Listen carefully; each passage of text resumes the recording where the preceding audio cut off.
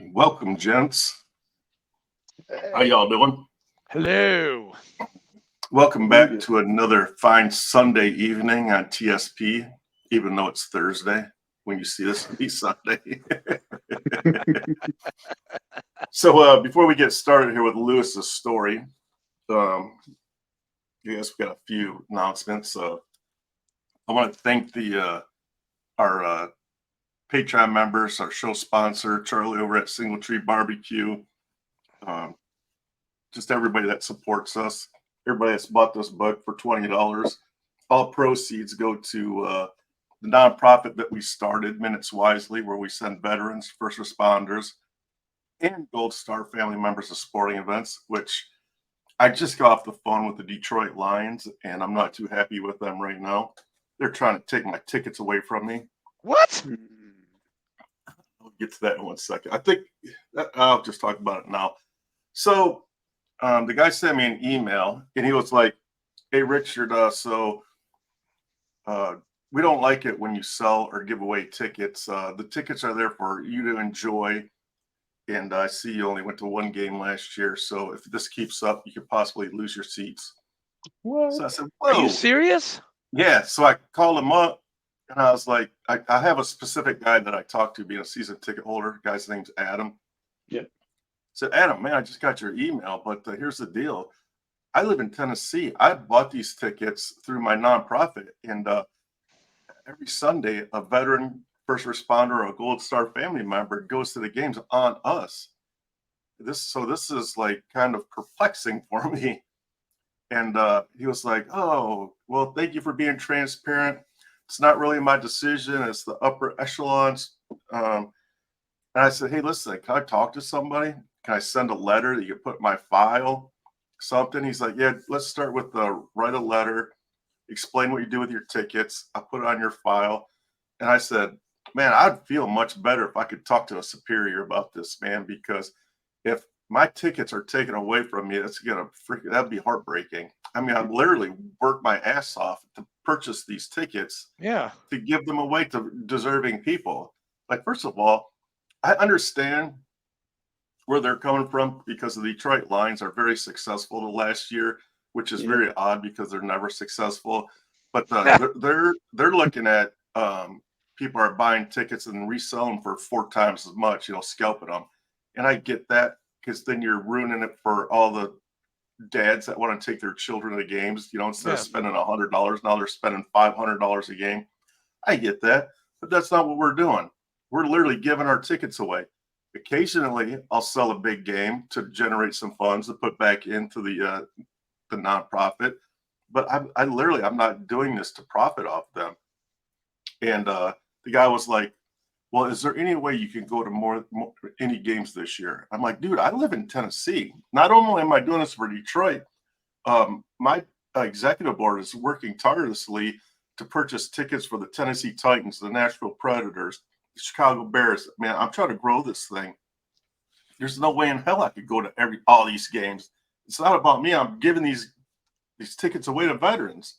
Mm-hmm. So he said, "Just write me the letter and I'll put it in your file." And he said, "But it's not going to look good. Like if his bosses look at my account and I'm never at a game, I'm just slinging these tickets around." I'm just like, "Okay, but this ain't gonna like sit The very well with veterans, me." the veterans ain't gonna be happy about this either. No. I swear to God, if they take my tickets away from me, first thing I'm gonna do is I'm gonna call Channel 2 News in Detroit. Hell yes. A big old story. So That's crazy. Hey, I got your back, dude. That's why I was running late. I just logged on just now. You guys are probably like wondering, where the hell is he? No, I was I was because the screen was black. I was like, shit, we got like 7 minutes, man. What the fuck? I didn't know how it worked, so I was like, okay, probably just wait.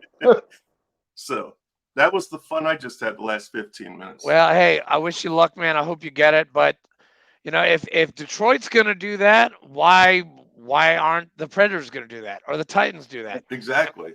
They're gonna come up with the same shit because we're Mhm. trying to help veterans by Yeah. doing this as a favor to them and to help them, to mentor them. Yeah. And if it sounds like the big wigs don't like what we're doing. So hey, you know what? Nope, I'm not gonna. Nope, it's too early. So Nope, I'm not gonna get mad. Not yet. Nope, Don't burn the bridge yet. Don't nope. You burn know it where I yet. was gonna go with that one. the nonprofit has 4 tickets to the Lions. What I did last year is I gave 2 away and I sold the other 2 to generate money.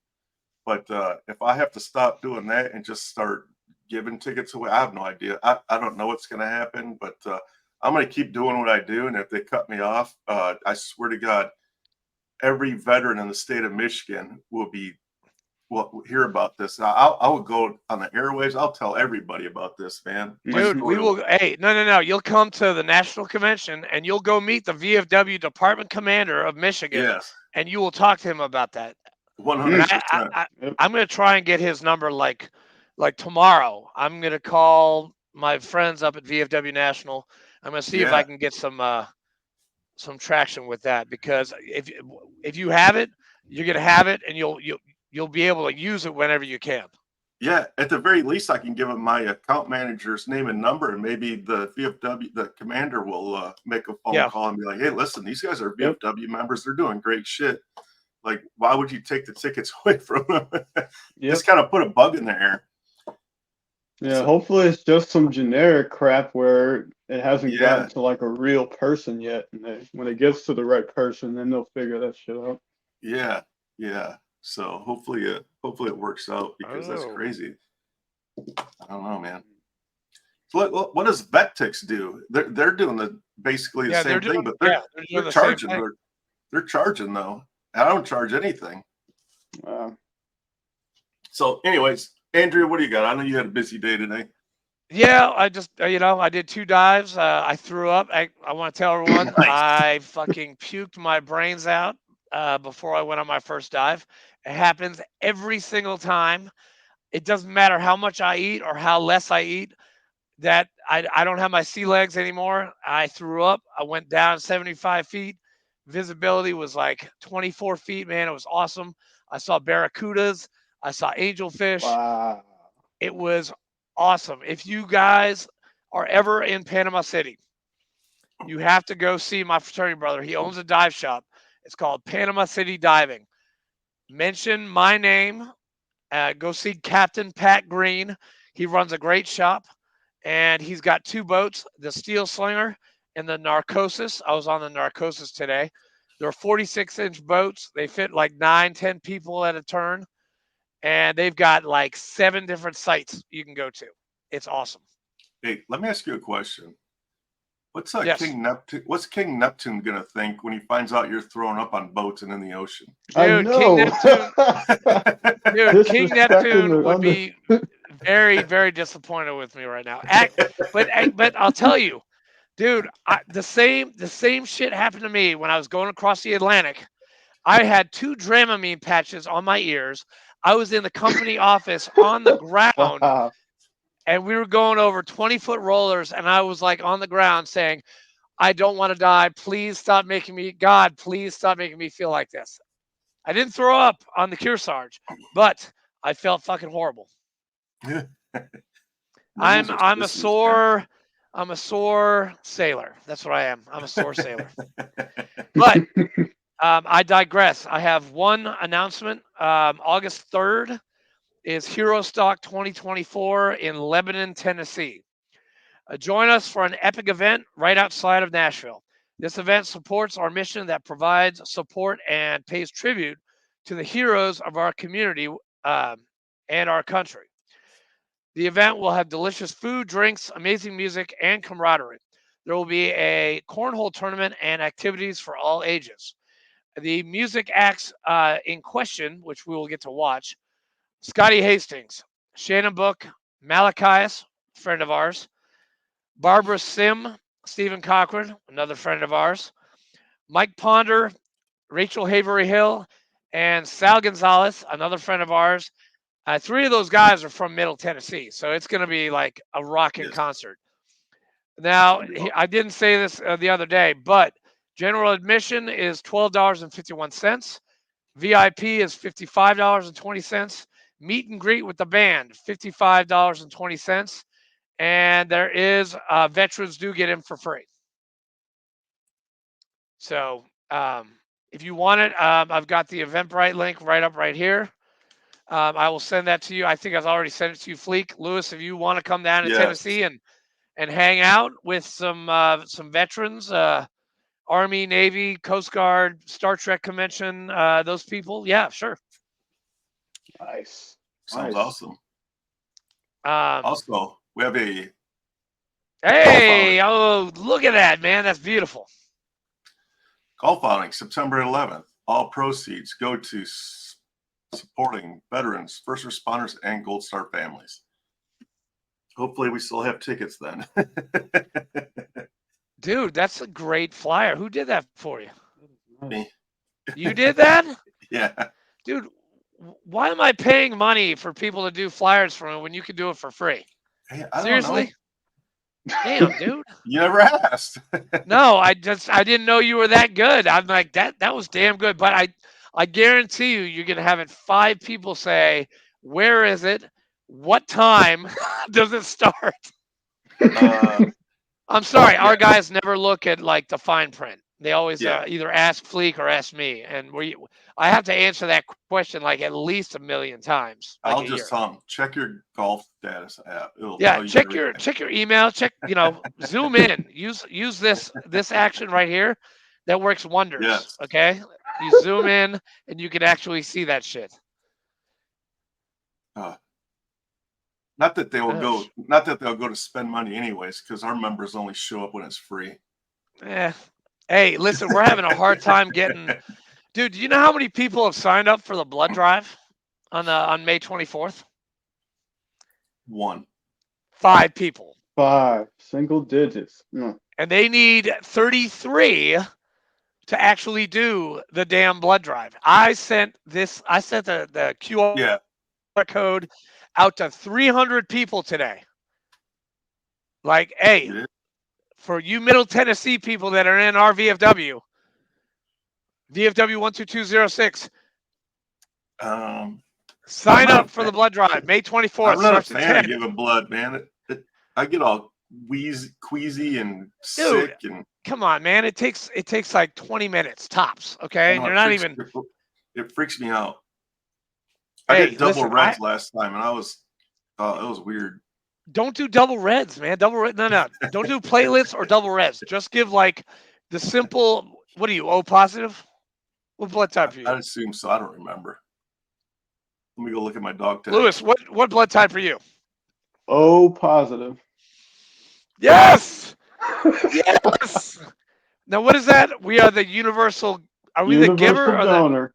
we're the universal donor? That's okay. Good. Yep. Mm-hmm. That's right. Hey, I knew I liked you from the get go, man. O positive. Yep. Oh, fucking positive. Deep, man. Hey, Louis, Well, that's a pretty dope room you're in, man. Huh? That's a pretty dope room you're in. yeah, Thanks. it is. You should have seen where I used to be like 3 months ago. I was just in the master bedroom in a corner. Dude, it's tight, man. I like those lights on the top of your ceiling. Yeah. Yeah, I like them too. It's more comfortable. You don't realize how much you need your own space till you finally get it. Because I've spent my time in the living room, the kids' playroom, and the master bedroom, but every time it's just not your space. So everybody's in and out. Everybody's constantly. How many kids you messing with have the before we get started? I got 3 kids. I got a Damn, son. 12-year-old son, 16-year-old daughter, 21-year-old son as well. Hey, you don't even look that old. The hell? Wait, 37. How old are you? 37 years old. So you're young. spitting out kids when you're a teenager. Well, I got married to my wife at 19 years old. Met her in Germany when I was stationed there. Nice. Is she German or is she in the military also? Yep, she is German. So I just took a piece of Germany with me, which is crazy because I was also born in Germany. I spent like a year there, military brat life. So, dude, Louis, I will be in Munich over fucking Christmas. I'm very excited, man. Do you speak German? I understand it perfectly. I don't know. Just languages in general for me, it's just a weak point for me. I have to work 3 times as hard just to pick anything up. But because I lived there for 3 or 4 years, whenever somebody's just speaking German or I read it, I can understand it perfectly. But it's just trying to speak it, it's like the connection just isn't there. I'm not sure. The Gates, man. The Gates. Yep, the Gates. Wunderbar. Gates, good. All I That got is dude, good dog. yeah, guten Tag, guten Nacht, guten Morgen. Yep. Good morning. Mm-hmm. Scheisse. Frau. Scheisse. Frau. I got Frau. That's all I used to do is walk around the Hey, house and yelling you German gotta cuss love words. the Germans because they gave the Marines the Marines a nickname in 1917. Do you know what that is, Louis? Does not come to mind. Teufelhunden. Teufelhunden. I know dogs. What's the first part? Devil dog. Oh, nice. Nice. I know. That's Is that where Devil Dog came from? that is. But you know what? Now they call us crayon eaters now. So Yeah. we go You from went backwards. devil dog shock troops to crayon eaters, which I don't understand. I don't understand the whole whatever. It's the army that actually gave us that Well, name. that answers it all. Yeah, We had to find a way to take them down a peg. That was all. you guys took us down like a couple pegs, man. But speaking of pegs, let's get started with your story, Lewis. Who are you? Sure. Where are you from? Give us your story. What's going on? All right. So my name is Louis James Arthur Stockley Jr. I was born. He's got 4 names too. So do I. That's Oh yeah. awesome. Oh yeah. Another reason why I like you. Yep. It's fun, except when you got to fill out government forms and stuff. Especially getting into the army, you got to write the full name on every fucking thing. I'll never forget that. Yep. And I'm not the only one. I'm the junior. My dad is a senior, so he's Holy got 4 crap. names as well. Yep. But so I was born in Würzburg, Germany, in the army hospital there. It's since been shut down, maybe 5 or 6 years now. They started shutting down a lot of stuff in Germany. But I was born there. I had a German nanny, all that stuff. And my mom was a supply sergeant in the army, and my dad was an artillery guy. He was artillery, and so basically they met in the military as well. And long story short, they had me. But we spent a year there. Then we moved to Texas together. They had their divorce after that, maybe 2 or 3 years after I was born. So my mom moved with me to Virginia Beach, Virginia, and there the new life started. She met my stepdad there. They were on again, off again. Sometimes we ended up out in Fayetteville, North Carolina, down there, and Vietnam. yep, yep, and then right back up to Virginia again, and that's pretty much where I grew up, just moving around like that every other year or so until they got out. My mom got out early. My stepdad stayed in the full 20 as a recruiter, so he was a slick talker and things like that. And it's kind of where I got a little bit of my ability to speak from, was just watching what he did with that. But after we settled down in Virginia Beach, probably around the age of 16 in high school, that's when my stepdad, one day I'm just walking by, I remember it like it was yesterday, and he's on the computer that we had when we just put those in the house, and he's looking at houses and stuff. And so the very next month, he was gone. He packed up his shit and left, and I instantly became the man of the house. I was doing sports and everything like that, and I had to quit sports, get a night shift job. I worked different jobs, odd jobs. I worked at Costco, I worked at Sam's Club, I worked at McDonald's, and still going to school, working at that age, and just giving every check I had to my mother all the way up until I graduated from high school. But during that time, I had all these military mentors that would show up in my life. Like my uncle was in the army, and he would come by and pick me up whenever he had time when he was in town because he was traveling a lot. He's a retired master sergeant now. And I also had another uncle of mine who was like my dear role model. Like I looked up to him majorly. He was in the Navy too, by the way. And And through some Represent. unfortunate circumstances, he got arrested for a crime he didn't commit, and he's still there to this day serving time for that. He may be there the rest of his life, I don't know.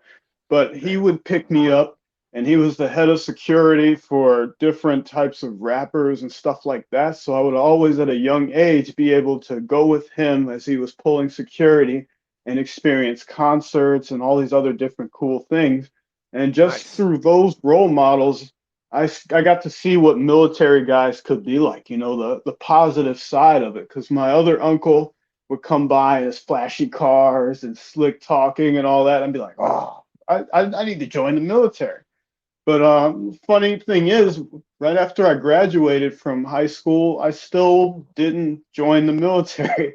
I said, I'm going to try out a semester of college and see how that goes. But I saw how much it costed. I saw what the environment was like, and I just didn't vibe with it. So after a semester, I just came back home, signed up to join the Army. And that was an adventure in itself. My first real, I guess, example of what a solid military guy would be like was my recruiter. He was a 75th Ranger. He had the tab on and everything. Whenever I had to look at him, I'd look up because he was just tall as hell. But this guy became kind of like a father figure for me. Throughout all of those times in high school and everything like that, even though I'm working and doing school, I still had enough time to get myself in trouble. So I was basically part of the street racing scene down there in Virginia Beach. And I would build cars with my buddies, just 4-cylinders, racers, and stuff like that. And we would race for money. That's what I did. So I had 5 reckless driving tickets. Somehow, Wow. somehow never got put in handcuffs. They always took a look at me and just gave me another shot, gave me another chance. I don't know, maybe somebody up there was looking out for me, but yeah, I would get pulled over, get those reckless driving tickets.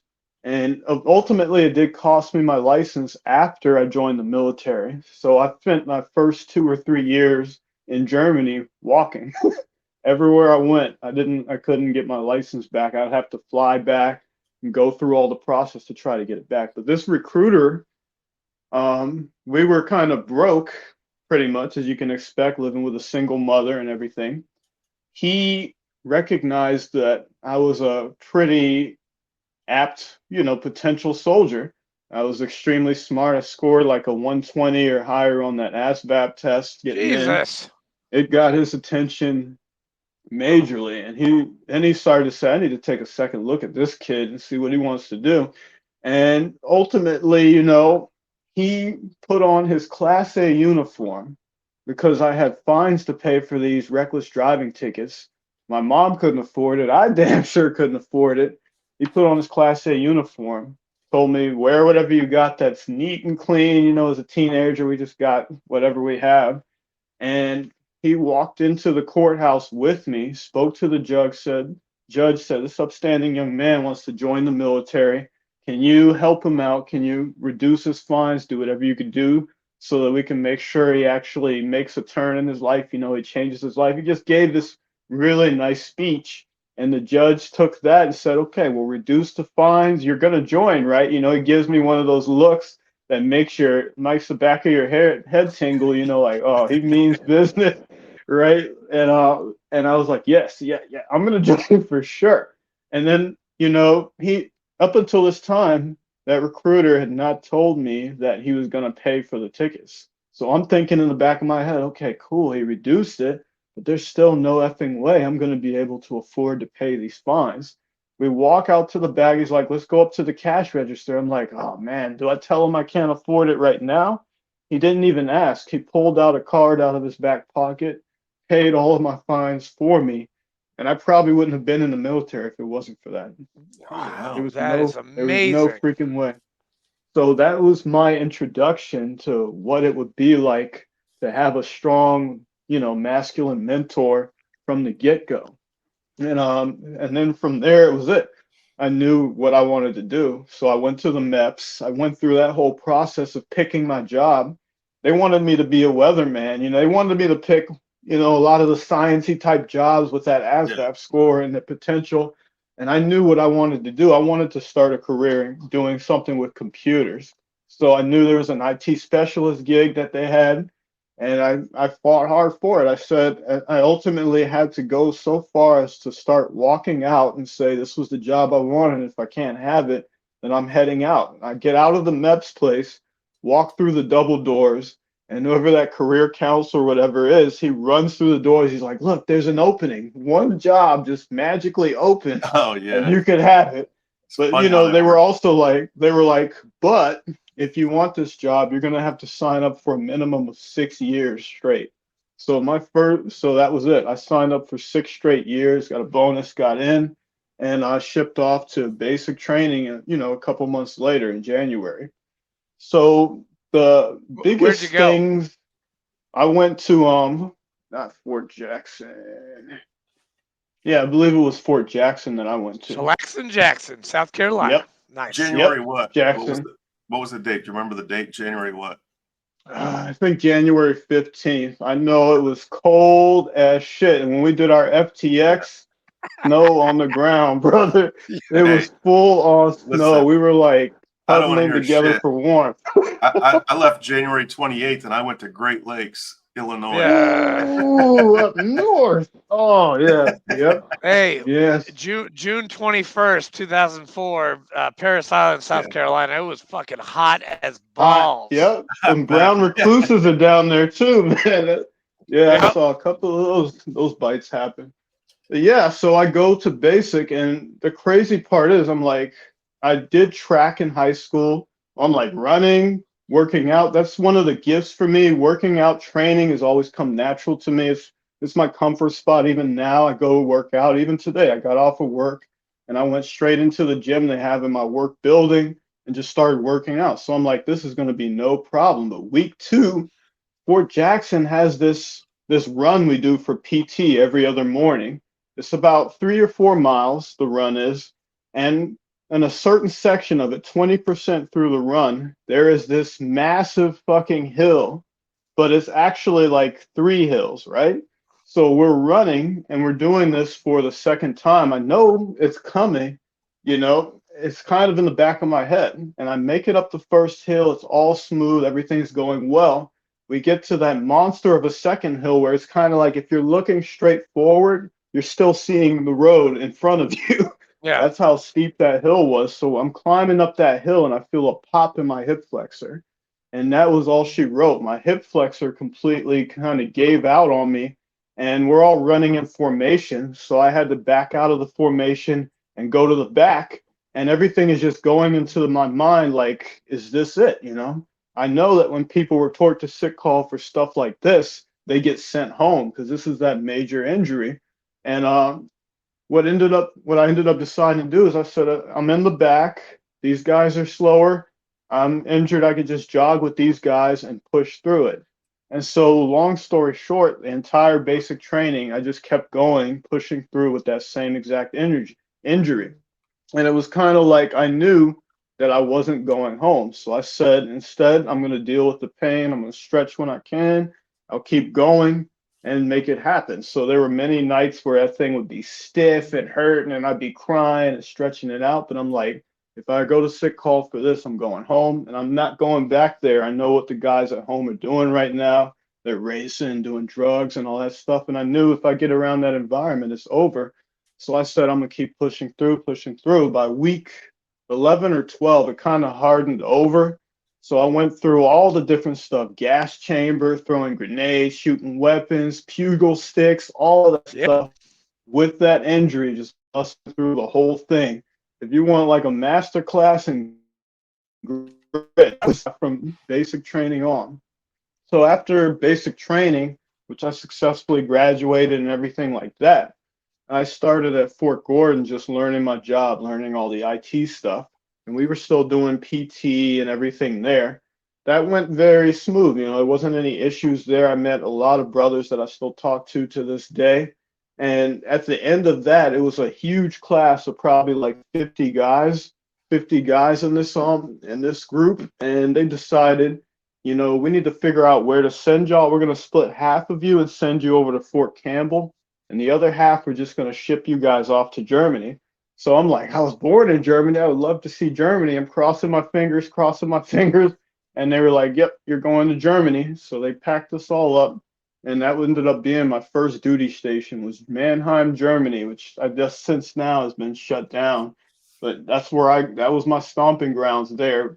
I ended up joining a command unit there, HHC unit, Signal. And we were basically in charge of 24/7, just keeping all the networks in the European side of the theater secure.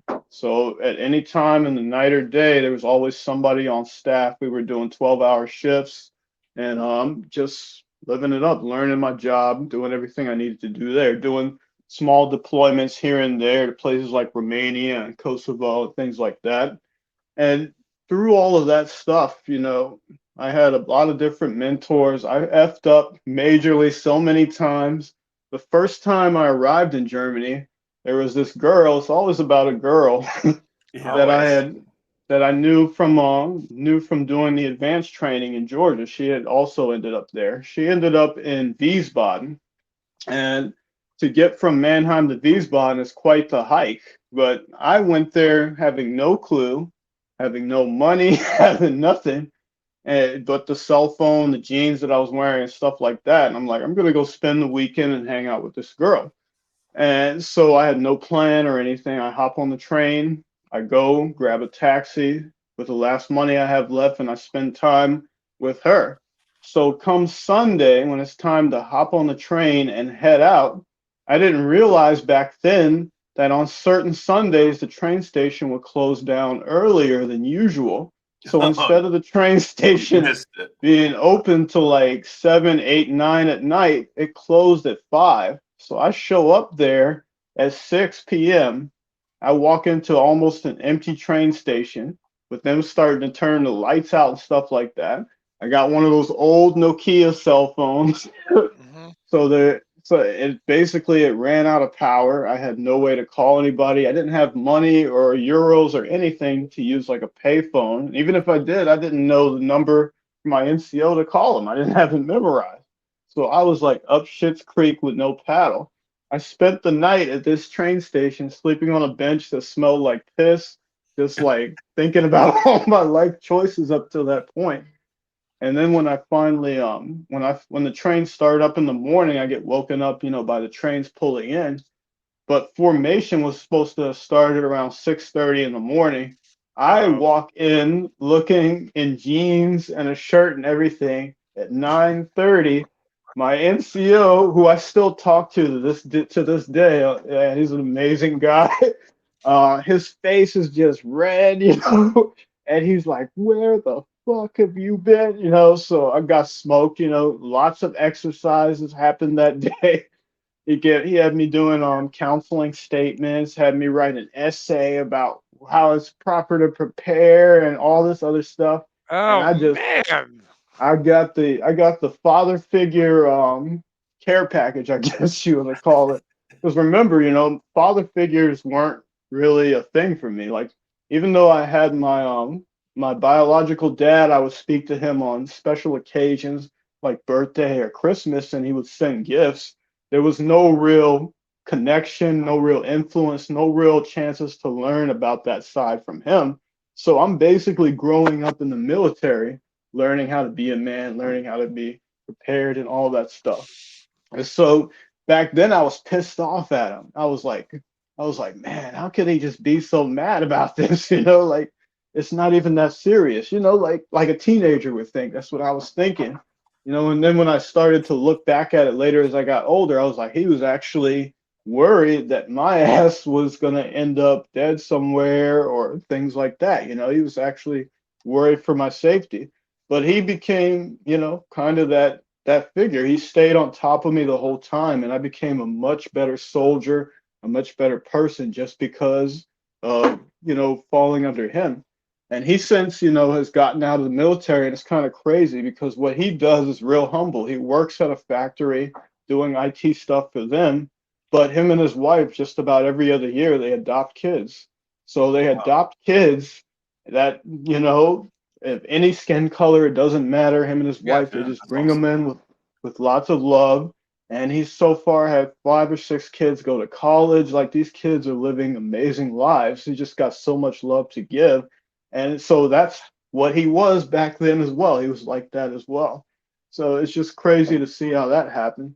But that was my first real big screw up. You know, I had a bunch of them. There was also this moment where I would go out and I would club a lot with my roommate, who was probably 6 or 7 years older than me, had been there a while. Yep. So he was like, so the first A night lot I of show up clubbing. as A his lot of clubbing roommate. for this guy. Yep, yep, me too. And I had no clue what the club was because back in Virginia Beach, I didn't do that. I would just fix cars and with my friends in our garages or whatever, and we go race. That was what I did. I didn't drink, I didn't smoke or anything, even though the people around me were doing that. I had no clue at all what dancing and going to the club would actually be like. I avoided it like the plague before. And I was going to avoid it that time, but he drags me out. He says, "We're going to the fucking club. Let's go." You know, he's like, "Get dressed, we're going." So I have no clue where we're going. He knew every step of the way. Like he brought me on the train. I rode the train for the first time, all of that stuff. We go to this club that's called the Downtown. I don't know if you know that one, but it was the Downtown. It was out there in Wiesbaden. And while we're there, the craziest thing happens. Like he goes off on his own. This is what he would do. I have never been there before. He's like, "Well, good luck." And he goes off in that direction, goes to get drinks, hang out with girls and stuff like that. I'm like, okay, well, what do I do? You know, I have no clue. So I see this woman out there on the dance floor wearing a white dress. I'm like, a white dress in the club? Okay, that's interesting. And she's dancing. I walk up, I start dancing with her. We didn't really talk much.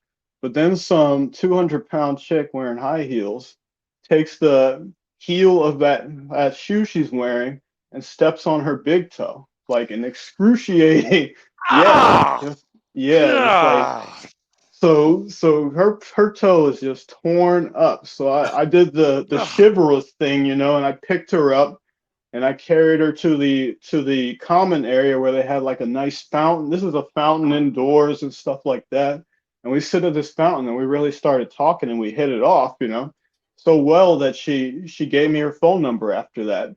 But I leave the club with my roommate, you know, say goodbye and everything like that. I didn't call her. What? I never called her. I never called her. And so this woman, we had MySpace back then, and I was on there. She found Yep, me on me too. MySpace MySpace. and started talking to me on there. She's like, "Why haven't you called me?" You know, and through all that, we became friends for about a year. And then what ended up happening is I just went through that phase of, you know, all the craziness, all the clubbing and all that stuff. I'm like, what's really in this for me? You know, it's kind of empty. You know, I want to be better than what I saw growing up. I want to have a meaningful relationship and all that stuff. And she was the first woman I thought of. And she had a 3-year-old son. I came up with some shitty excuse. I'm like, "You're working on your apartment, right? I'll come over and help you put up wallpaper." That was my excuse to come over and hang out. And that was my wife. That woman ended up becoming my wife later on. We've been married for 17 years now. So first time in the club, that's when I actually met my wife. And Congrats, she could man. have, but with how I conducted myself for that whole year, just, you know, clubbing and all that stuff, she could have easily said, "I'm going to move on. You know, this might not be the guy for me." But she actually stuck in there and was my friend and was giving me advice saying, maybe you want to stop looking at these girls in the club trying to find what you're looking for. You know, maybe that's not the right place. She would drop hints and stuff like that I just wasn't trying to hear at that time. But eventually, you know, it hit me. I guess I just had to get to that right place. So, you know, that's the part that I treasure the most about Germany is just, you know, that I met my wife there. My first oldest son, the one who's 21, he is her biological son. He is my stepson that I've adopted, so he has my name and everything like that. And, you know, I never really thought of him as my stepson at all. I just raised him as my own from the beginning. It's Yeah. just like it was natural for me to say, I don't want to be like the dads or the father figures that I had. I need to be different. I need to be better. Um, so that was kind of like the nice, smooth period of my military career. So we spent about 3 years there, 3 or 4 years there. And, time is coming up for me to pick the next duty station. And that's when I get assigned to Fort Campbell. So I ended up going down to Fort Campbell. Yep. Joined the 101st Aviation Battalion, Nice. 101. Yep. 5th 5101 is what we were. So we had the Kiowas, we had the Blackhawks, and they were basically a quick reaction for everything. So upon getting there, we found out that in about 3 or 4 months, going on a full tour to Afghanistan, we're going to get deployed. They were already in the process of preparing for deployment. So I just jumped right in to doing all the exercises, doing all the training, making sure my gear was straight. So up until that time, I had never deployed at all, that for that long, not really with a full deployment with lots of danger and all those different aspects of it. So it just took a turn for a different feel for our family in general, because my wife had to figure out how she's going to do that for an entire year. She speaks amazing English, but she still doesn't know anybody there in Tennessee. So she's got to figure all that out. And I'm going to have to bond with my unit and just make sure I survive out there. And so, long story short, we prepare, we deploy. When we get out there, we go into Kandahar, that Air Force base, the shit pond and all that. And our base was called Fob Wolverine, and we were probably about 20 minutes from Kandahar, 20 minutes by helicopter. That's how we did everything. So for us, it was pretty much a blessing that we didn't have to go on the convoys and risk all the roadside bombing and things like that. But they would still take shots at us and things like that from the helicopter. And I don't know why these dummies would try to launch mortars and stuff at the helicopter. You just can't explain it. But yeah, so we ended up there. The fog that we were on, it was a pretty good placement because it was right in the middle of all these different mountain ranges out there in Afghanistan, spaced out so well that if they wanted to launch an attack or anything at us, they'd have to come over the mountain and risk being seen by our sensors, seen by our spotters if they wanted to do anything. That didn't stop them, of course. So we had different mortar attacks and all that stuff going on. But yeah, it was definitely a tough deployment. They extended us about 3 or 4 months, so they stop lost me at the end. Yep. And through all of that, I was a specialist. So I did everything I was supposed to do in order to be promoted to be an E5.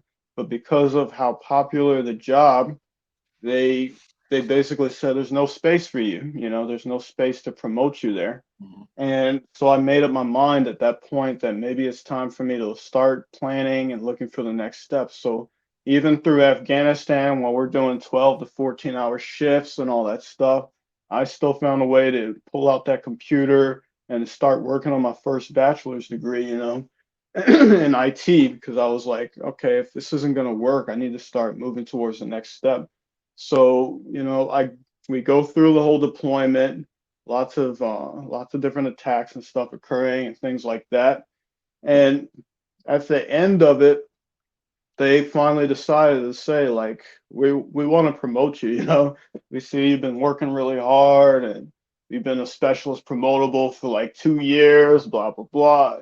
But at that point, I said I'm done with the military because I just don't think that's the way to go. It's just so far behind. So they do this thing where you go to the Army board, the promotion board, which they told me this is an order. You don't have a choice. You're going to go to this promotion board. And so I went to the promotion board, and you got superior officers and NCOs sitting there. You got the sergeant major sitting there, and you're supposed to say the soldier's creed, right? And just start reciting that. That's the first part of it before they ask you questions and things like that. They basically said, okay, so we're going to start asking you some questions. And right then and there, I said, I'm going to stop you for a second and respectfully let you know that I don't plan on staying in, so I don't really see the point in going through with this board. And so the people next to the sergeant major are like, oh, this is gonna be painful. Yeah. He's about to get it badly. But she calmly said, okay, I hear you. You can head out now and we'll talk later. See me in my office. So I'm in the back of my mind thinking like, oh shit, she's gonna chew me up from head to toe over this thing. And what ended up happening was something that just changed my whole perspective of what a good leader's supposed to do. She said, I'm not here to judge you on that decision at all. I understand that you want to get out and everything, but what I want to make sure is that you have a plan. Do you have a plan for what you're going to do when you get out? And so I spoke with her, and she actually helped me to plan what I was going to do when I got out. Ultimately ended up trying to get a government job and stuff like that. And because of what she did, I had a much better plan. Of course, shit still hit the fan because when you get out as a veteran, it's just tough, Yep. transitioning, and you just run into different challenges and stuff like that. But because of that plan, I just kind of had in my mind what I wanted to do. So after I got stop loss, I get back home. I'm basically out of the Army a month later. Like a month later, I'm already out of the Army, on terminal leave, turning in all my gear, doing all of that stuff. Never really having experienced any of this. We get out. My wife is pregnant with my son, with my second child. And, we needed insurance and stuff like that. The money was starting to run out. The TRICARE and all that stuff, once you're officially out, that's done. You don't have any health insurance unless you get it through another job. But I was still having a tough time finding a job, finding a way to get into the government and all that. So I'm doing all these different odd jobs and stuff like that. And we're like, we need insurance because the due date's starting to get closer. We got to get these OBG appointments going and all that stuff. And so I started looking around, and some guy was like, I'm a veteran. I can help you get insurance, right? He's like, trust me, I'm a veteran. He's like, if you pay these thousands of dollars up front, you get Oh locked into shit. this plan with like 20, 30 pages of fine print in there and all this stuff. And she'll be covered. You can hand them that insurance card, and everything will be covered. So I'm like, he's a veteran. I could trust him. I don't have much world experience. I mean, I joined the military at 17, and that's all I knew. So I pay this man thousands of dollars up front. He disappears. Like back then, you can cancel phone numbers, you can cancel email, you can go off the grid, and that's what he did. The phone number was disconnected, the email got no response, and I never found that guy. And so what ended up, well, we found out that the insurance was shitty was we went to her OB appointment, the first one. They do the sonar. We're all happy. We're excited about, my son is doing good. He's healthy at that point, things like that. They're like, you hear the pictures, all that. We go out to the front desk, hand him the card. And the first thing she did when she ran the numbers and stuff is look back at some other lady behind the desk, say, can you come take a look at this? We're like, okay, that's weird. What's going on? And then that lady says, can you guys come back around to the office? Let me talk to you. She said, long story short, none of this is covered. It doesn't cover a thing. I don't know who gave you this insurance, and it doesn't cover any of it. So in order for you to have everything covered from now all the way up to when he's born, you're going to need $20,000. $20,000 that we did not have for sure. And so my wife is in tears and everything like that. Luckily, we were in Tennessee at that time, and Tennessee has different programs. Like there's a Blue Cross program where if under certain circumstances with certain income, you can make sure at least my wife and son and all that is covered. So we found out about that a couple months later, and I got her signed up there, and we were able to do everything we needed to do with the state-run health program doing that. And in the meantime, I'm trying like hell to get an IT job somewhere, driving back and forth to Nashville every other day, just doing that hour and a half hike down to That's a Nashville. pain in the ass. That's a pain in the Yep. ass. Yeah. And then, I That's get where we're as a at. veteran, I'm like, I'm gonna do whatever is necessary. I'm gonna keep driving. Somebody's gonna see the value. But so I go down this one time. I go to Dell, right? I go to Dell, and they got contractors and stuff that they hire there. I get hired for a job, basically being back level support for ADT. Like if you call ADT and you say, somebody might be breaking into my house or my system's not working, I'm the guy on the other line. Like, okay, cool. Let's route the right people. Let's do all that. I did that for about a week, and I'm killing it. They're like, man, you're doing a good job. They're just blowing me up, saying, you're doing great. We definitely want to see if we can get you a permanent position. And then I come in on like a Monday. I come in on a Monday, just bright eye, bushy tail with my badge on and stuff like that. I go up to the security desk, and they're like, can you come over to this conference room on the side here? And so I go to the conference room on the side here. The would-be supervisor and the head of this section are in there waiting, and they're like, we don't know how to tell you this, but we ran out of funding. So a week on this job, and they're like, we ran out of funding, so we're going to have to kick you to the curb. And then I had to do the shame walk with them escorting me up there to get the few things I even had on my desk up there. So I'm walked around by everybody. What everybody's seeing me, I'm feeling embarrassed, all these different emotions going through my head, having to grab my stuff, go back in the car and go and then tell my wife what happened and all that. That was my experience just trying to get jobs, after that. But even through all that, I still didn't give up. I had a couple months left on the bachelor's degree, so I just kept hammering away at that. And all these government jobs I'd applied to, they started to come through. Like 3 of them came through and said, look, we want to interview you. We think you're a powerful candidate. So let's see what's going on here, And what ended up happening is the one that got my attention was this Department of Justice job where they said, we will fly you over to DC next week so you can come meet all the guys, see who you're going to work with. They like really made the pitch for me to come and get this job. And so I was like, holy crap, I guess we're moving to DC because I jumped on the flight, met everybody. And what I found out later on, the reason that I got that job, this is crazy, is because I put all the stuff I did in the military on my resume. A retired Air Force officer who ended up being my mentor later on, because he was on the same team. He went to the big boss who makes the decision on who's going to get hired.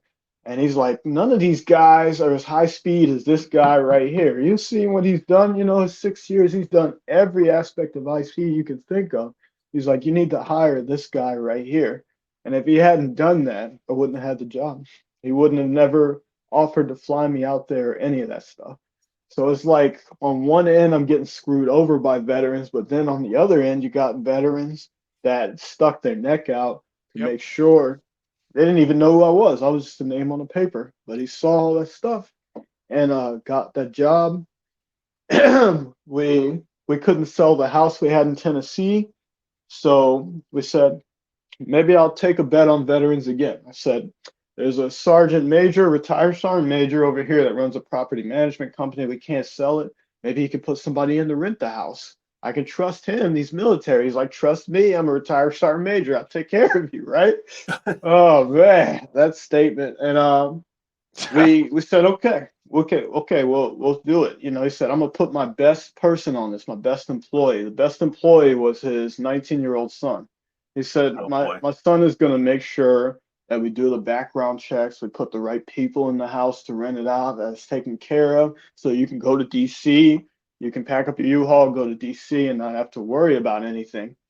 And then it was like, we go to DC. I'm working this dream job in the DOJ, and we're paying 2 mortgages because they never put anybody in the house. And then when they finally put someone in the house, we found out all this later. They didn't do background checks on them or anything. So naturally, they put some kind of dirtbag in the house that didn't pay rent or anything. So I'm still paying mortgages. They know that we're trying to recover our finances, so I can't afford to fly or drive back to handle this. So they were taking advantage of that. I don't know if they were pocketing the rent or what they were doing.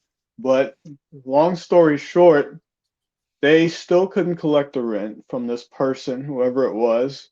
we said, you need to send us the info so we can try to take care of this, or I'm flying down there, and I'm threatening to fly down there and walk into that office. And he finally gives us the info and stuff. And long story short, they put a convicted convict in the house with his girlfriend who had 2 kids. And this convicted convict also had warrants for his arrest in 3 different states, because somewhere up in North Dakota, him and a buddy pulled up to a Walmart, robbed an old lady of her wallet and stuff, and then sped off at gunpoint. They did all this. And so it was like, wow, we just got screwed over again, you know. And they also knew we didn't have money to sue them or take any type of legal action. All we could really do was fire them. So I had to work that job and figure out how to get these people out of the house, because they have all these different laws and stuff about, you know, kicking people out of the house that Yeah. don't belong there. And I had to get creative. So this is what I did. I called the FBI office there in Tennessee, and I'm like, look, you know, local police who we tried to call, they didn't give a shit. They didn't care. We tried to call them. They said, well, it's an out-of-state warrant, so we don't really care about it. So I called the FBI and I explained to them the whole story. And they leaned on the local PD until they started rolling a cruiser by there. It scared the crap out of that guy so bad that he packed up his wife, his girlfriend, and the kids, and they left. They left the house in such a horrible state. Like, there was even dead dogs in the backyard and stuff like Jesus. that. Oh, Like, yeah, and that all came from me taking a bet and saying, I'm gonna trust this veteran business You to gotta do what stop they're thinking supposed to that, do. bro. Yep. So basically what that did for me is it made me ashamed to be a veteran. That's what ended up happening, you know. I wouldn't mention it in any circles. I avoided the veteran groups and all that stuff. I just kept to myself. But here's what happened with that, you know. We all come from different stuff. Like with the deployment, I didn't come back the same guy in no way, form, or fashion at all. no. And so I had zero support for that side of me, you know, that came back all busted up. And I'm thinking, oh, I'm making money. I'm growing in this agency. At 25 years old, I was an executive in a government agency, making 6 figures or more and things like that. And I'm like, okay, I'm making all this money. You know, why don't I feel good? I hit all these goals I set for myself. Why do I still feel like shit? And what I chose to turn to, because when we vets are struggling, you know, we find something to pour that into: alcohol, drugs, gambling, whatever it is. For me, it was video games. I was like, well, video games is like the least harmless thing. I've been playing it since I was a kid. So I'll just play games because it feels kind of good playing them. That harmless playing turned into me going to work, then coming home, playing games nonstop, just sitting in a dark room with a TV screen and a controller in my hand. Whenever life got stressful or fucked up, I would just put it all into these games and keep playing. And then when you turn off the screen, all the emotional pain, all that shit just comes right back. So I kept playing more and more and more. And then when that wasn't enough, I would dump money into it. Let me buy more upgrades. Let me buy more games, until, you know, I'm realizing there's something wrong here. Years later, and my wife, you know, bless her soul, she hung on with it as long as she could. But the last straw for her was I would make all these extravagant video game purchases, thousands of dollars a month, and I was hiding it from her. And she's like, well, we could use this money to save, use this money for food, use this money for all this other stuff. And she found that statement that just came in the mail one day, and that was it. She was like, what the hell is going on here, you know? And it was literally like I would play games and ignore every single responsibility except working.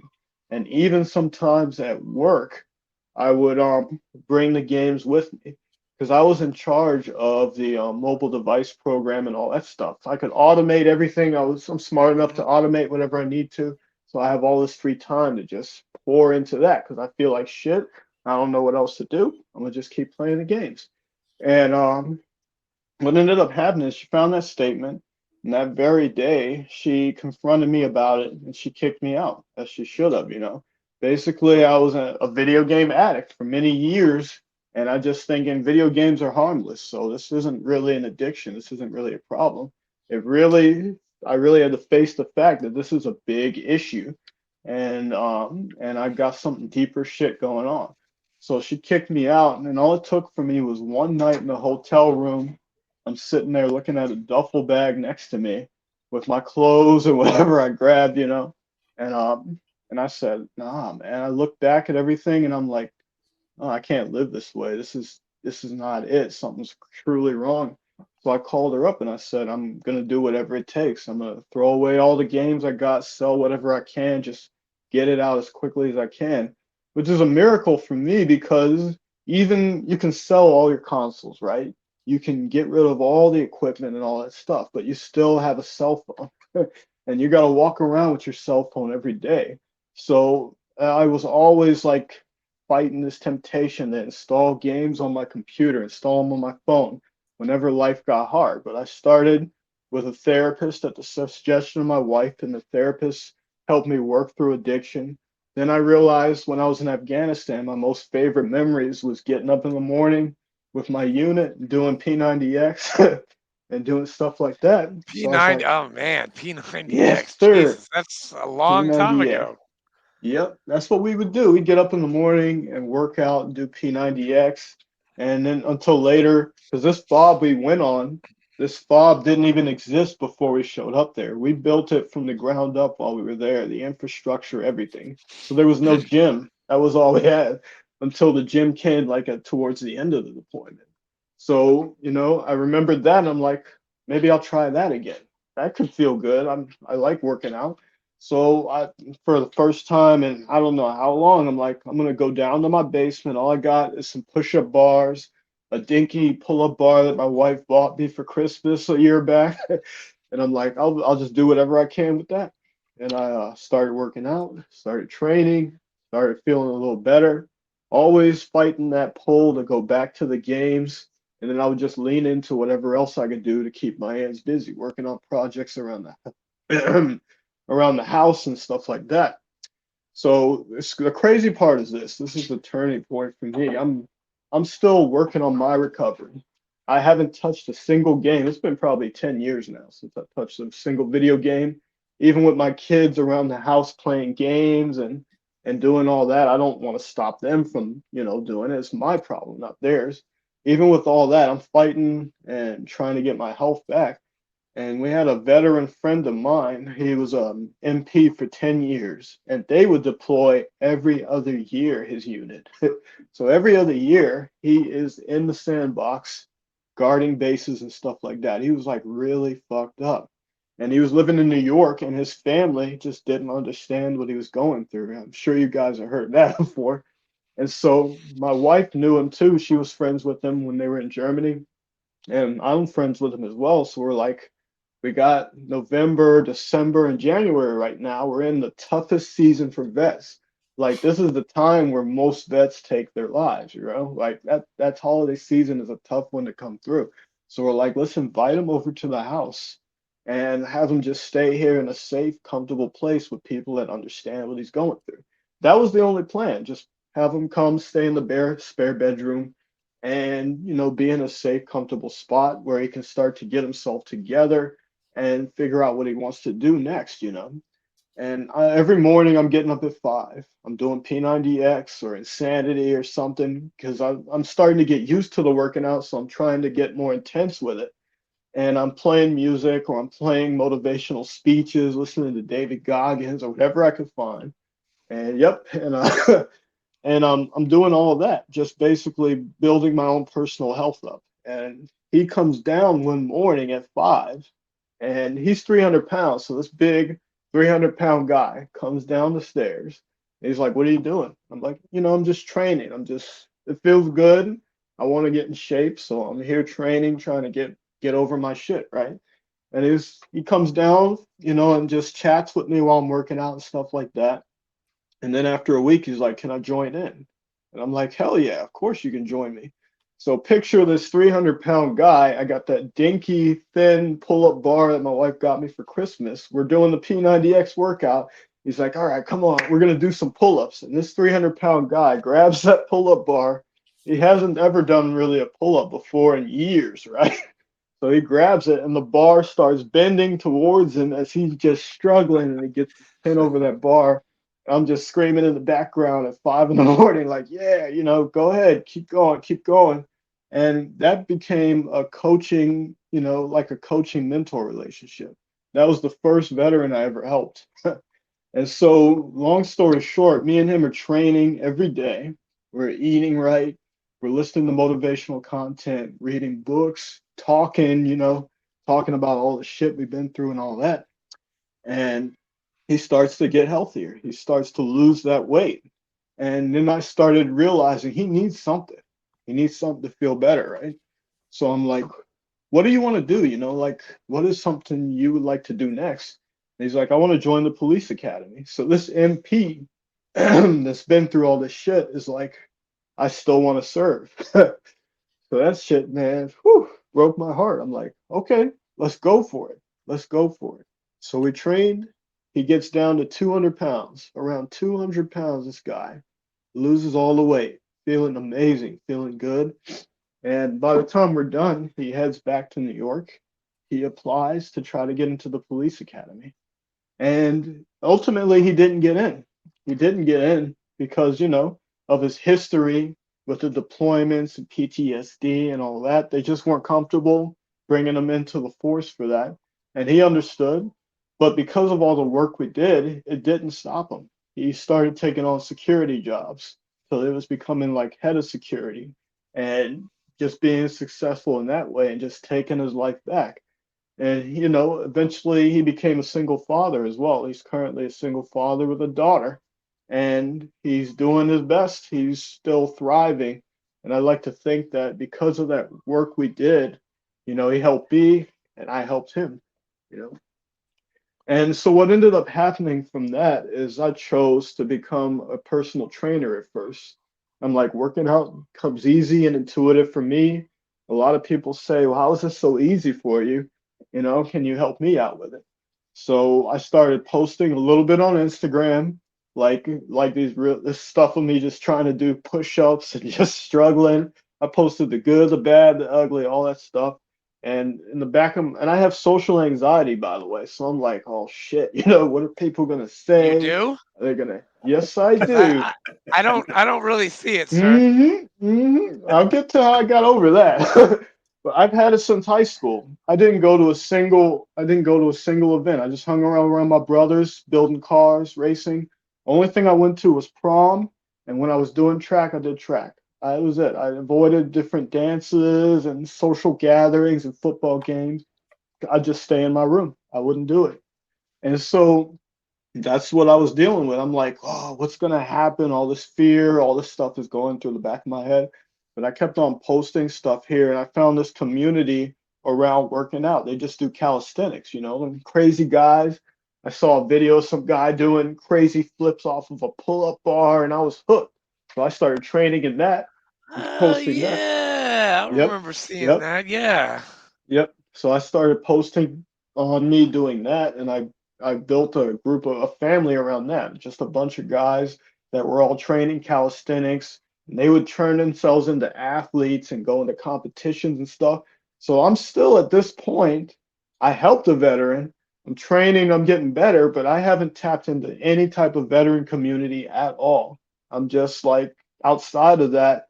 And I find that calisthenics community, and I'm like, okay, there's something here. I start doing the personal training thing, and I start helping people learn calisthenics because it's easy because they can train anywhere, right?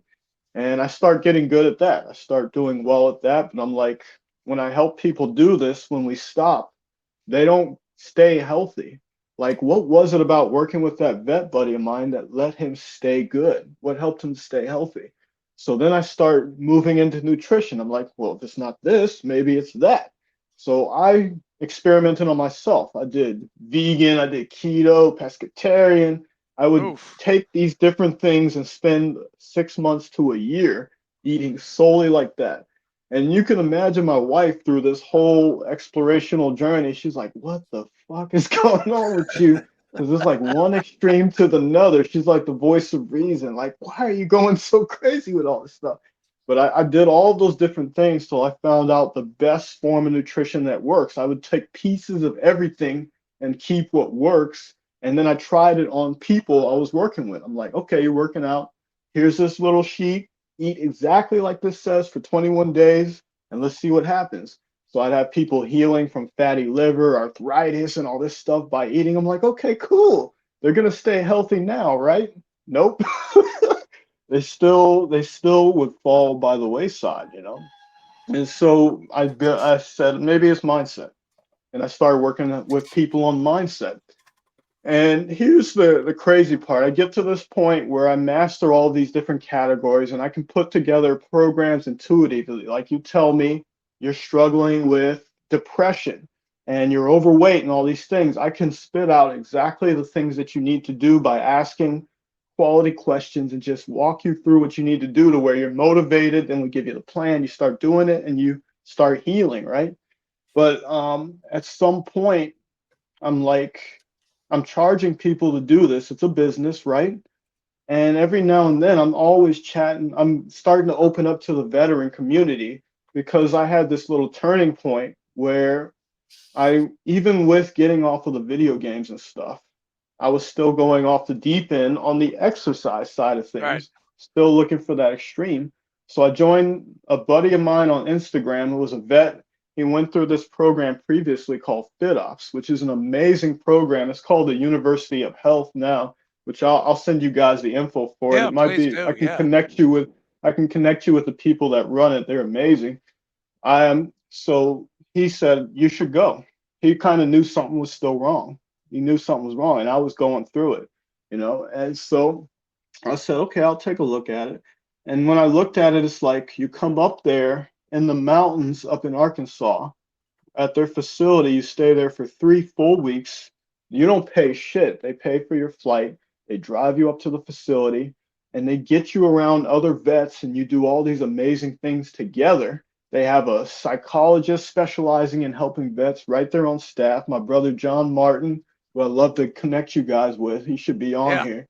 And he helped me like I just can't explain how much he helped me. The first time I sat down with this guy, he just started asking me questions, you know, like, what have you been going through? You know, I could tell you're definitely going through a lot of shit and understand that it doesn't define who you are. He's that kind of guy that just knows what to say and he knows how to connect. And here's the crazy part. He's not a veteran.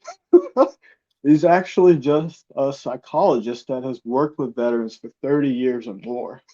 And so he's the director of aftercare for that nonprofit right now. And that's what he does. He just reaches out, connects with everybody. He's very open. He's like, I love you, brother. How many guys you know will walk up and just be like, I love you, brother? He does that. And that's what he did for me. He's like, look, man, I love you. I I'm do like, that wait, sometimes. what? He does Yeah. it all the I time. do. Yeah, I mean, that took Lewis, hey, listen, I swear, man, I didn't mean to cut you off. Like, I just looked no up worries. FitOps. Very cool.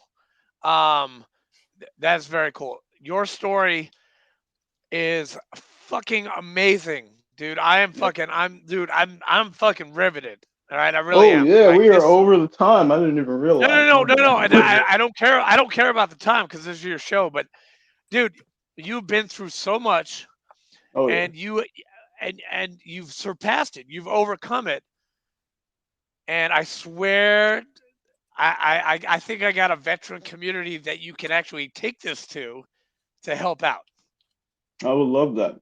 It's I'd called the love to tell you VFW. what I'm doing too. All Yep. the Of VFW. course the It's called the VFW. VFW Oh yeah. because Oh yeah. one, we need it. Two, and see, I seem to recall that you went to Afghanistan, so you actually rate to go and talk to these people. Now, I would love to get you down to Tennessee and talk to some people. Like I'm now a Oh district yeah. commander, as you see right here. I'm now a District 5 Yeah. commander. So I get to have people like Fleek, he's actually going to come to our next meeting, district meeting, Nice. and talk Nice. about his nonprofit. I would love for you to come at one out of the 4 meetings that we have and talk Hmm. about what you're doing because Sure. I don't know. Are you like a FitOps like instructor now, or like continue on your story? So Or do you what want to happened do? is, let me tell you this one piece about it. This is Yeah, the please part do. that Yeah. changed my entire life. And it's something I had never gotten the opportunity to do since I got out. And they call it unloading your backpack. And my buddy who told me to join this program, he I've didn't heard tell me that about phrase that. before. He did not tell me about that. He knew if he told me up front about that, I was like, no way, I'm not going to do that. He's like, well, they will teach you to be a personal trainer for free. They will give you a free certification because what they do is help vets find purpose through fitness.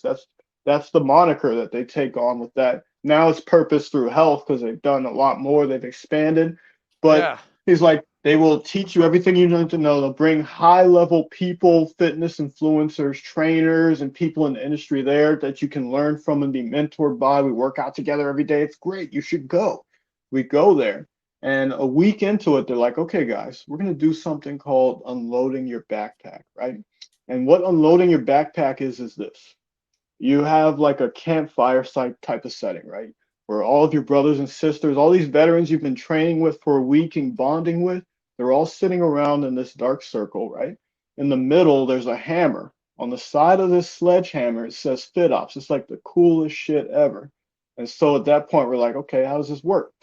And then one of the previous people that went through the program, because they only bring back people that went through to come coach and teach and stuff like that, he comes up, he grabs his hammer, slams it on the ground, and just starts fucking unloading everything he's been through. Just sharing everything he's been through.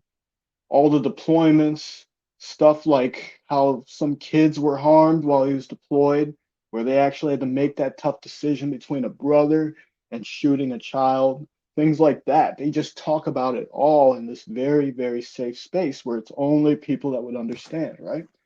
And so every night till we left, 2 to 3 people would come up and do that. And I'm telling you, man, I go up, I'm dreading it, social anxiety, all that shit. I'm like, oh, I don't know if I can do this, but I go up and I do it, and I tell a lot of stuff that I went through, like in childhood, where my stepdad was beating on my mother one night. I got woken up out of sleep, and all I see is him on top of her in the kitchen, and they're fighting. And I remember grabbing his white T-shirt and tearing it just to pull him off of her. And and that was like one of those memories that I would just block out. I told them all of that stuff and just unloaded it all, and I felt like 100% good, Like after I did that, I felt 100% good. But then it got even crazier because as other people would go up and do the same thing, I started to feel this huge bond with every single person that shared as well. Like to this day, I can still remember the stories of the other people that went up. They're still good friends of mine on Facebook and Instagram, and we talk every now and then and everything. And I know, like, if I asked any one of those people, they would hop in that car, hop in that plane, and come help me if I ever needed help. That's how deep of a bond it built. But the part that solidified it is after you share all that shit, tears running down your face, you've been slamming the hammer unconsciously as you're talking because you just got all this energy you need to get out. That's why they put it in your hands. They come up each one at a time and just hug you and say, thanks for sharing your story, just giving you words of comfort and kindness, stuff that most of those guys never really heard since they got out. Nobody else could understand that stuff. So you get all of those hugs, get all that positive energy, and you just keep on going through the program. And ultimately, yeah, they teach you how to become a personal trainer. That's what they did at that time. And that's why I joined, because I'm like, I'm big into fitness, but I have 0 certifications. I can't afford that shit. So I'm like, it's free, I'll do it. But they gave me something much deeper than I was expecting to receive from that. And I don't know if I would have been here if I hadn't done that. I'm gonna be honest. I don't know Are if I would you? have been Did you get a certification from them? here. So I did. I got this NITA personal trainer cert. So they work with that conglomerate or industry or whatever, Yeah. and they sponsor you, and you take the test, and you get that cert, and then you become what they call like a FitOps certified veteran fitness operative. So that's what they call it, a CVFO. back then. But like I said, it's changed since I went through it a long time ago. This was about 3 or 4 years ago. But I go through all of that, and while I'm sitting there on the last few days, I come up with a concept. I'm like, I want to do something big, right? I want to do something to help people.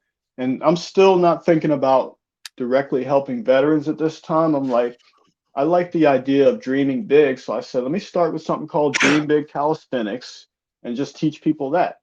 But as I kept going through all of that stuff, trying to build this business, doing the mindset, nutrition, and all of that, veteran buddies of mine, which is where I was going to before, we'd be chatting all the time, and then veterans I didn't know would come up and be like, "Can you help me out too?" And I would be like, "Sure, but it costs this much, to work with me. This is what it'll be month to month." And 0% of the vets that I talked to could afford that shit. Like nobody could really afford to pay for the programs. I'm like, so I went through this phase where I'm like, maybe I should just work with only business owners. Maybe I should find people that can afford it. And so constantly it's kind of like God is like, you need to work with vets. I'm like, no, I'm gonna walk away and work with these people. I'm gonna work with these people, like professionals or whatever. And then it's crazy because I'm going through that journey. And then this year, January, that's when it hits me. Why the fuck am I so worried about making money? Like, why am I not more worried about helping out my brothers? Every now and then I would get on these chats with my brothers and sisters and I would tell them what to do, and they would do it, and they would start to feel better. And I would start putting out stuff online. Every now and then on my content back then, it was like I'd speak to veterans for a little while, then start trying to promote the business because I'm like, I can't put veterans in the business. They can't afford it. But then January, it kind of hits me. Why do I need to run a business? Why can't I just take the 8 years of knowledge I have and start helping veterans and just do it for free? Why can't I do that? Just give them massive value and see what happens. See if there's some other way that money starts to show up, and just do what feels good. Because I'm telling you right now, it doesn't matter what vet I talk to. I get on the phone with a veteran, it's over. I'll be on there for hours just chatting with them, and I'll walk away like I just gained a million amounts of energy. Like I just feel energized doing that. If you told me I'm going to do that for the rest of my life and I'm not going to get paid for it, I would still be doing it. And I can't explain why. It's just built that way. So I'm like, all right, Fleek, this thing is called. that's a quote. That's definitely a quote for the book. That's definitely Yes. a quote for the book. That was a good one. Thank you. So here's what it is. I had Dream Big Calisthenics. Then I had Dream Big Mindset, try to do just mindset coaching. I'm still chasing away from my purpose because this is my purpose to help vets in this arena. And then I said, I'm going to call it Operation Dream Big. I'm like, Operation Dream Big. That's it. That's the way. And so January, I decided I'm going to take Operation Dream Big, stop trying to make it a paid business and turn it into a nonprofit. And I'm going to start putting out whatever the fuck I know on TikTok or wherever and just trying to rope vets in and give them the information that people were paying thousands of dollars to get access to. So it's all just sitting there on my social media page. And I was even going to make a course out of a small mini course on emotional mastery, which is something that has helped a lot of vets that I spoke to just massively. I took everything I learned, condensed it to make it simple, but you follow that and you use one of the methods I teach you, and you just start to feel better every day. When you start to feel the shit coming on, the reverse butterflies, you just don't want to deal with stuff, you get angry, whatever emotion you fall into, you do these things and you start to feel better. You do it more often, it becomes automatic, and you start to heal. You start to heal on your own. So I'm like, I need to put all this stuff out in a course or whatever. So I made this course and recorded it, and I was going to put it on TikTok for like $5 or whatever, just to make it cheap and just say, veterans, come here, join this, and then use that money to kind of build a nonprofit. But TikTok shut down that course, that course ability. So when you go in there to try to do it, they're like, oh, we're running updates for like the last 6 months. So there's no way to put out a course that way. So I'm like, God, what do you want me to do here? And he's like, this course needs to be free. It just needs to be out there. So that's what I decided to do, last week is I recorded, probably like less than an hour of stuff that basically takes you from point A to point B where you're not feeling like you're stuck in the shit anymore. And I'm just going to start putting it on TikTok, put a little playlist, and just try to get veterans to walk through that and start to feel good. But the concept for Operation Dream Big, the nonprofit, is going to be to take that and put it on steroids. I'm going to make an entire course curriculum online, and every vet gets in there free. And whatever they're looking for, whether it's to deal with ADHD, deal with depression, deal with anxiety, get healthier, learn to eat better, finances, all those different areas as I bring in experts and stuff, they will have access to just pick what they want to learn and start going through the process of healing. And then I'll build a community inside of there around it too. And then later on, I'll run retreats. I'll do veteran retreats, which my wife runs a pit bull rescue, and she's seen the power of putting an animal in another man's hand. I mean, animals is what she trusts more than people. She knows that because she has her own shit she's dealt with. And so we're like, let's do that. So the plan with Operation Dream Big, the vision is to build that online course with everything I've learned, take every single thing from my head and just dump it all in there, give it to veterans for free, gather up the results of it, the data of it. And then I've already, the connections for all this stuff came out of the woodworks already. And then I'm going to go to the VA and say, this needs to be standard issue for people getting out. When Whole you get health. out of the military, Definitely. you're Yep. going to log into this fucking course and you're going to learn what us veterans struggled 10, 15, 20 years upon getting out to learn. And some people didn't even learn it because they're not here anymore. They said, this is too fucking hard. I can't do it. They get to that place of apathy where they're just like, maybe it's better if I'm not here. They take their own life, which is something I explain in that emotional mastery course. When you Yeah. get to that place of apathy, that's the place you don't want to be. Everybody thinks it's depression and anxiety, those lows in those areas. But when you get to the place where you just don't give a fuck anymore, which is apathy, that's when you're like, it makes sense to take my own life. And that's the thing that I'm fighting, trying to teach people how to control their emotions enough to stay out of that area. Because when you get into that gray area, it doesn't matter. When that idea pops into your head at some point, it could be it's a dice roll. You might take that option and just say it's going to be better for you to be out of there. So I'm saying with this course to just try to tackle it before it can get to that point, before you're getting into the suckiness of the civilian world, give you the community, give you the course, and then you get out. And you can keep the course for the rest of your freaking life, share it with your kids or whoever. Like, I would love to see kids, even before they're joining the military, learn this stuff so that they can already be better prepared and doing it while they're in, Dude, just, I have that's the got a vision. guy that you need to talk to because he's helping kids out with ASVAB and PT. And you know what? Mm-hmm. This sounds like a very, very like his name is Dan Clory. He's one of our VFW members, but he lives in New York. Oh, okay. And he just did a thing in Tennessee where he took the DEPers. Like you remember being in the DEP, right? Yep. The delayed Mm-hmm. entry program. He's taken Yep. these That was DEPers me. and he's yeah, so yeah, 2 weeks for me. And he's taking these guys Entire year. Mm-hmm. and he's just like we trained at this uh, hole in the wall kind of just like CrossFit gym, and he got All right. a whole company, like 30 kids, and they're like Mm-hmm. I'll send you the picture, man. They're all like in push-up position, ready to go, and they're learning all this stuff and getting their bodies ready. And I think I would love to hook you up with Dan. He's a I'd great love guy, to meet and him. yeah, you're very close to him, and like I mean, it would actually be really good. And I'll take your email, and I'll send you Dan's information. Give him a Yeah, Yeah, call. I would he's a appreciate it. solid dude.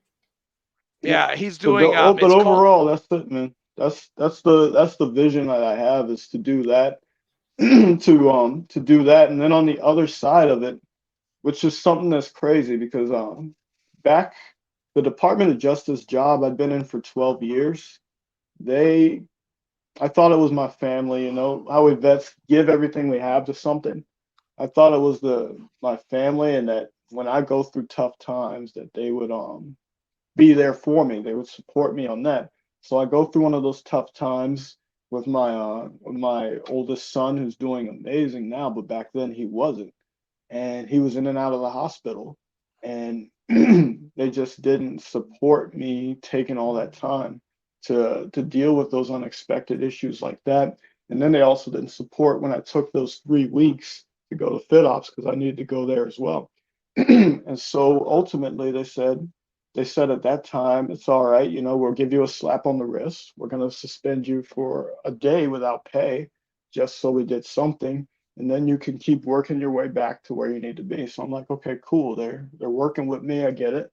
So I take that, not understanding that because I took that and not sought legal counsel or whatever, I basically admitted to stealing time from the government. That's what they charged me with 3 years later.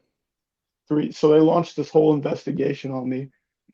For 3 years I'm working like, okay, I brought myself back up, I'm in good graces, and I'm doing what I'm supposed to, even though I was showing up for my family in the beginning. That's why this happened. And I get this letter. They're saying like a week later, you're out. In a week we're going to decide whether we're going to get rid of you or not. Well, they already knew. They were just going to use that as their reason. And so I get fired from that government job. And so during that time, I'm like, what do I need to do for work? How am I going to support us? Because they took me out, took my clearance and all that stuff. And I'm like, man, what do I do? I see this opportunity to learn to sell life insurance, but I had no clue that's what it was. And all they said is, you sign up, we'll train you for free, help you get your life insurance license for free. And I sign up under these guys. It's called Real Financial. And I go there and I'm like, this is going to be some MLM bullshit, something like that, right? You know, I'm just not trusting it at all. And they're like, no, this place is actually where we take care of people, we take care of the agents. You got to do a lot of the work yourself, but you Yeah. keep what you make, right? So I signed up, did everything I was supposed to. I'm a licensed life insurance guy, but I got another government job in IT again. So I'm like, I'm gonna just walk away from that. But God was like, that's probably where you need to go so you can support your family while you do the other stuff you need to do. So this year as well, I made the decision to start my own insurance agency under them, and I'm hiring mostly vets. And Nice, there's no man. barrier to entry. The only barrier to entry is later on when you start figuring out how you're going to get the people you want to contact. But training, everything else is just straight free. And so that's what I'm Louis, doing now. I started an I need agency as well. I need life insurance. So if you can get a guy that's been a recovering alcoholic for 6 years and with PTSD, I Yep. would love to talk to you about some life insurance because I just tried and I couldn't Hmm. get it. So Yep. whatever you can do for me, you just got a Yeah. customer if you can do that Yeah. for And me. that email, man, just send me the details. I'll look. I got access to like 12 to 20 different companies, man. Okay. So they've got a range of everything, including the one that just covers everything. So Okay. we can definitely figure it Yeah, out. we'll But talk. Well, yeah, so we'll definitely talk.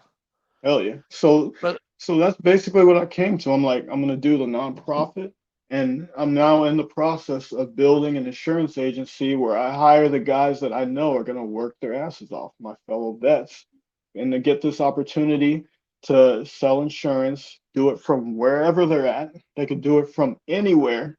Like you could be on the beach in Florida and have your phone and call people and sell. You make as much money as you want to put in. So if you put in the time, you make money. If you don't put in the time, you don't make money. Kind of So like is this kind of cold like if you want calling? to get promoted.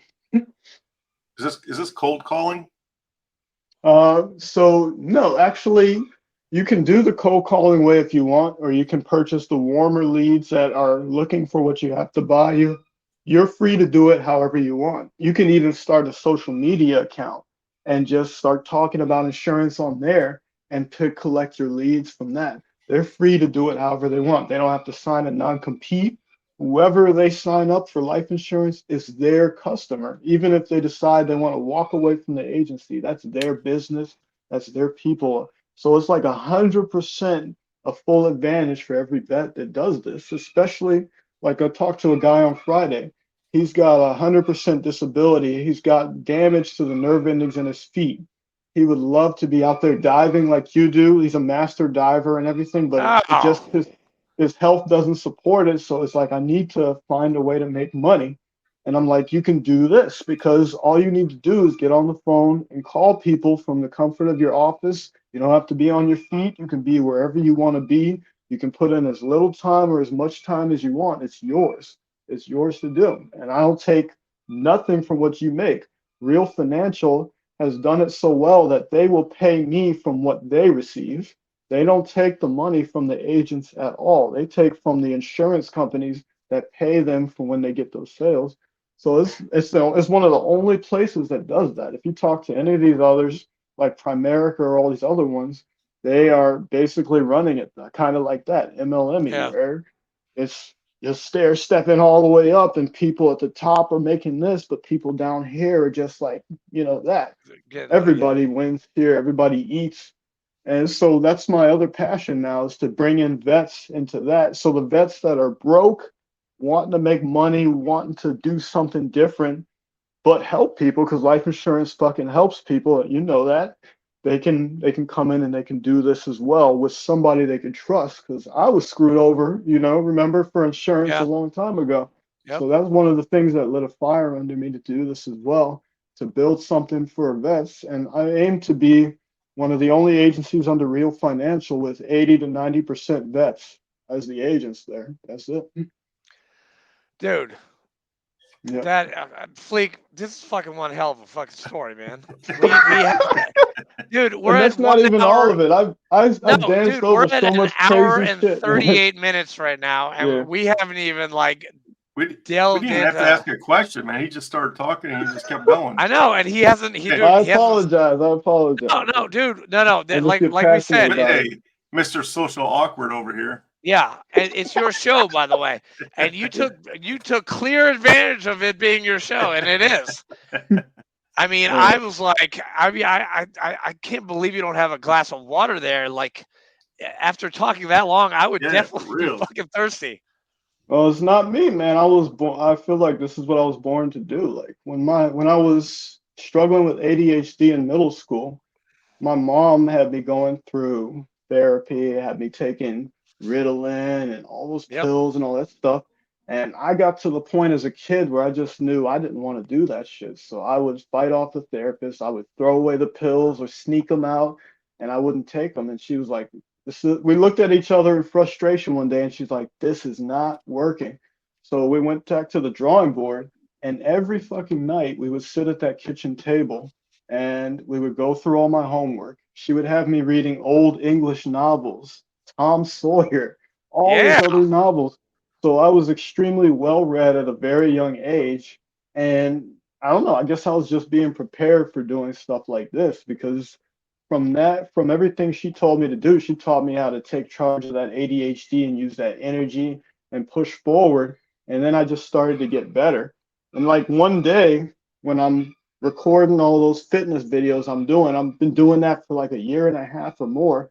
And I'm like, I'm just so fucking tired of recording myself doing push-ups and being in the gym. That's not helping people at all. I'm like, I just picked up the phone and I put it at my face and I just started saying whatever I fucking thought.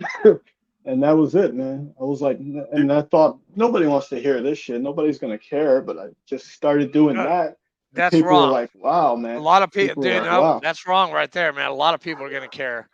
Dude, I'm like pumped up. Like I was like extremely tired before today. Yeah, he's gonna go out and start working out now. And throwing out. Actually, hey, listen. I had a tiger on. No, I'm gonna be doing push-ups and sit-ups right after this. Okay, you've inspired me. Oh yeah, I didn't want to. Cards, yep. I'm doing. Yeah, dude. You wait. Hold on. You know the deck of cards, like. We used to do that at PT, man. That was what we did. You'd be like, "This, okay, you're gonna do this number." When I was a hockey player, my coach used to do this. Like reds are fucking push-up, 10s are face cards are 10, aces are 15, and black are Yep. sit-ups. I'm like, We'd be like, oh, he drew that one. yeah, Oh, we're dead. I'm at a quarter deck. I did a half deck fucking last week, and I almost killed myself. I was like, oh god, this hurts. But now I'm doing quarter Yep. decks every day, and I'm do half deck then full deck. Yeah. That's cool, man. A lot of people don't do the deck Yeah. of cards thing. I just had this thought, man. This thought that I think hit me back then too. I have never had a bad experience when I'm training or working out, whether by myself or with my No, brothers or whatever. Every it's the single time has been a endorphins. It's happy memory.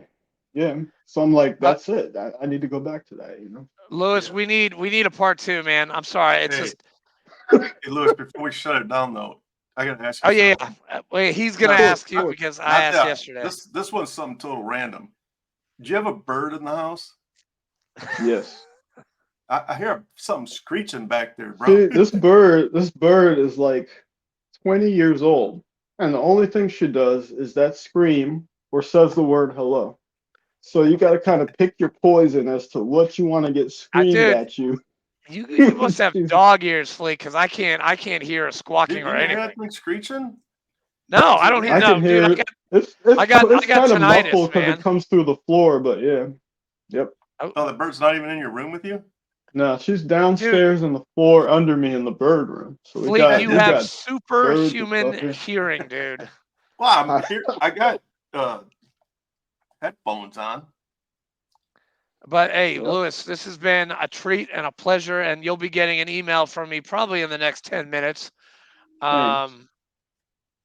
But Yeah, we're part almost at 2, 2 hours. we're gonna go more into your service, and then Mm-hmm. we have a question that we always ask our guests, but we're at like an hour and 43 minutes. So Yeah. Yep.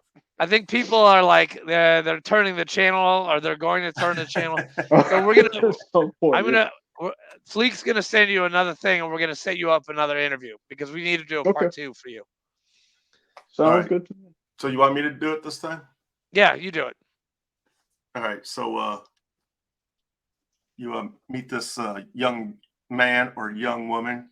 He or she is about to EAS out of the military. Or Mhm. ETS, like you guys call it. ETS. Yeah, ETS. Yeah. ETS.